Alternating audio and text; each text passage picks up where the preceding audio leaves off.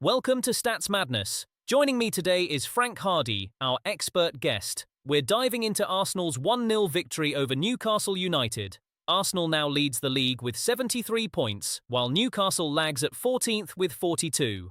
Let's start with the match breakdown. Arsenal's win was impressive, but let's dig into the stats. The scoreline reads 1-0, yet what's the real story? Despite Arsenal's 1-0 victory, Newcastle dominated possession with 55% and had better pass accuracy at 85%. However, Arsenal were more clinical with 4 shots on target to Newcastle's 3. Interestingly, Arsenal missed no big chances, while Newcastle missed 2.0. This efficiency made the difference, despite Arsenal creating no big chances compared to Newcastle's 2.0. So Arsenal's clinical edge was crucial, but how did the teams compare in overall tactical performance? It was a tactically split contest. Newcastle United dominated possession with 55.6% versus Arsenal's 40.2%, and they led in defence with a 57.2% solidity compared to Arsenal's 50.6%. However, Arsenal edged out in attack, 45.1% to 43.4%, highlighting their focused approach to capitalise on fewer opportunities. While Arsenal's attack was efficient, how did Newcastle's possession game impact their tactical approach? Newcastle's possession strategy was evident with 55% ball possession. They also led in accurate crosses, 5.0 to 2.0, indicating a focused effort to exploit width and deliver quality balls into the box. Wait, really? And did they maintain that effectiveness throughout the game? Absolutely. Their successful crosses percentage was 26.3 compared to Arsenal's 15.4. This highlights Newcastle's tactical edge in using wide areas effectively, creating more chances despite the final score. Interesting. Newcastle's crosses made a difference. What about the match's momentum shifts during key intervals? Arsenal's goal in the 0-15 interval was a turning point, establishing early control. Newcastle surged later, dominating successful passes 410 to 320, especially in the 75 to 90-minute window. They excelled in accurate crosses, peaking at 5 in the final 15 minutes. Successful crosses percentage was highest in the 30-45 interval at 23.5%. Total crosses dominated 19 to 13, notably in the 15 to 30 interval. Newcastle's strategic play was clear, yet Arsenal's early strike set the tone. Arsenal's momentum was pivotal earlier. Comparing this match to their season average, where did they deviate most? Arsenal managed only 0.0 big chances created, far below their season average of 3.06, extending a downward run. However, they recorded 3.0 saves, significantly higher than their 1.61 average, suggesting defensive improvement. Additionally, Arsenal's 5.0 blocks were well above their 2.7 season average, indicating increased defensive resilience despite offensive struggles.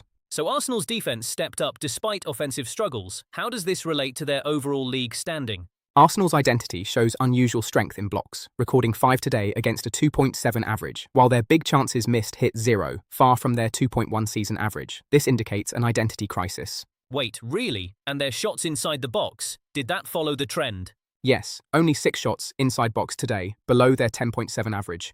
They remain strong defensively, but are struggling offensively, a concerning decline from their usual identity. So Arsenal's league standing paints a mixed picture. How do they stack up against their top 6 peers? Arsenal leads in big chances created with a 3.06 average, outpacing Manchester City's 3.24. They match peers in big chances missed at 2.1. However, they lag in shots total with a 14.52 average behind Manchester United's 15.64. In ball possession, they're aligned at 56.12%, comparable to the likes of Aston Villa's 53.88%. Interesting. Arsenal's strategic choices are under scrutiny. How has Newcastle United's performance today compared to their season averages? Newcastle United posted 12.0 interceptions today, well above their season average of 7.0. They also recorded 5.0 blocks, surpassing the 3.42 average, indicating defensive resilience.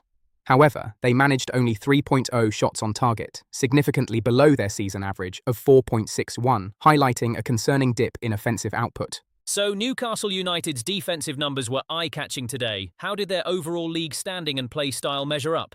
Newcastle United showed an atypical strength in tackles today with 16, near the league average of 16.72. Despite being in the bottom 5% for tackles, they average 14.21 for the season. Wait, really? And did their crossing game follow this pattern too? Actually, they had an identity crisis in total crosses. Usually leading the league, they managed only 19 today, below their season average of 24.24, yet still above the league average of 18.16. So, Newcastle's season stats have been intriguing. How do they stack up against their mid-8 peers? Newcastle United is neck and neck on ball possession at 55%, matching Chelsea and Fulham. However, they lag in big chances created, averaging 2.45 compared to Brentford's 3.19. Their long passes are also lower at 48.3, trailing Crystal Palace's 54.3, yet they lead in efficiency, missing only 1.7 big chances per game, better than Brentford and Chelsea. With Newcastle's comparisons fresh in mind, who stood out in individual performances across the formation lines this week? David Raya led the goalkeepers with a solid 7.11. Arsenal's Piero Hincapié shone in the defensive line, scoring 7.5. In midfield, Martin Zubimendi was key, earning a 7.29. Arsenal's Eberechi Ez impressed in the forward line with a 7.46, while Newcastle's William Osula struggled, managing only a 6.45, highlighting the unit's challenges. Speaking of standout performances, Piero Hincapié's recent game caught a lot of attention. How did it compare to his season average? Piero Hincapié excelled with a 7.5 rating, surpassing his 6.88 season average. He was phenomenal in tackles, achieving 5.0 compared to his 2.3 average. Interceptions also saw a boost with 4.0, well over his 1.85 norm. However, he had 0 shots blocked, falling short of his typical 1.0. Overall, this was a strong defensive showing with room for improvement. Piero Hincapié's defensive game was impressive, but how does he stand league-wide among centre-backs? Piero Hincapié posted a solid 7.5 rating, positioning him in the 64th percentile across the league for centre-backs. This places him ahead of notable players like Gabriel Magalhaes from Arsenal, who has a rating of 7.2.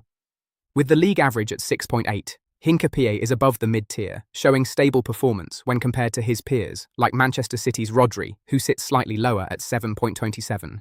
Piero Hincapié is clearly above average among centre-backs, but how does he compare when we break down specific metrics? Piero Hincapié excels in several areas. His clearances average of 4.5 surpasses peers like Gabriel Magalhaes at 3.9. In interceptions, he's also impressive at 1.9 compared to James Garner's 1.6. However, his ball recovery of 3.1 falls short of Rodri's 4.2. In duels, Hincapié's 71.7% is quite strong, leading Gabriel Magalhaes' 57.6%. Lastly, in shots blocked, his 1.0 is behind Anton Stach's 1.3. So, we've seen how Sven Botman stacks up against others, but how does he fare when it comes to his own season averages? Sven Botman maintained a solid rating at 7.5, aligning with his 6.9 average. However, in duels won percentage, he hit 0.0, far below his usual 73.2. On the bright side, he excelled in interceptions with 5.0, significantly higher than his 2.2 average. Unfortunately, Ariel's won percentage mirrored the duels, also dropping to 0.0 from his 56.4 seasonal mark. Considering Sven Botman's season averages, how does he stand in league rankings, particularly in interceptions? Sven Botman is outstanding as a centre-back when it comes to interceptions. He ranks in the top 2% in the league, with a remarkable 5.0 interceptions per match. This is significantly above the league average of 1.58 and his season average of 2.25, compared to peers like James Garner and Rodri, who are at 2.07 and 1.44 respectively. Botman clearly stands out as a defensive force. Speaking of standout performances, let's talk about Eberechi Eze's consistency this season. How does his latest game measure up to his season average? Eberechi Eze maintained a solid 7.46 rating, right around his 7.0 season average. However, it was an off day for him in other areas. He didn't register any tackles, key passes, or interceptions, all falling below his season averages of 1.2, 1.07, and 1.225 respectively. Despite his consistent rating, these gaps show room for improvement, particularly when compared to peers like Declan Rice and Bruno Guimaraes. Even with Eze's stable rating, his league standing paints a different picture. Where does he rank in key areas? Eze faces systemic issues, especially in tackles and key passes. He ranks in the bottom 8% for tackles, with a season average of 1.2 compared to the 2.04 league benchmark. His key passes output places him in the bottom 16%, with a season average of 1.1, below the 1.49 league benchmark. These figures highlight areas where players like Declan Rice and Bruno Guimaraes excel. So, while Ez faces challenges, Dan Burn seems to outperform his season averages. How does he stack up in key stats? Dan Burn shines in rating, with a 7.5 compared to his 6.7 season average.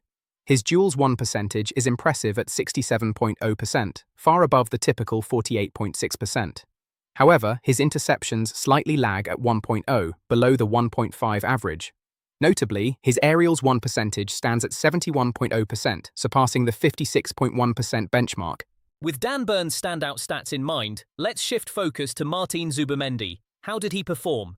Martin Zubimendi turned in a consistent rating of 7.3, matching his 7.0 average. He excelled with a personal best in tackles, registering 5.0 compared to his usual 2.3. However, his duels won percentage and aerials won percentage were both at 0.0, well below his season standards of 67.1% and 51.6%, respectively. A mixed bag overall. Reflecting on Zubimendi's performance, Arsenal's 1-0 victory showcased contrasting tactical approaches. Thanks to Frank Hardy for his sharp analysis on the distinct tactical identities displayed.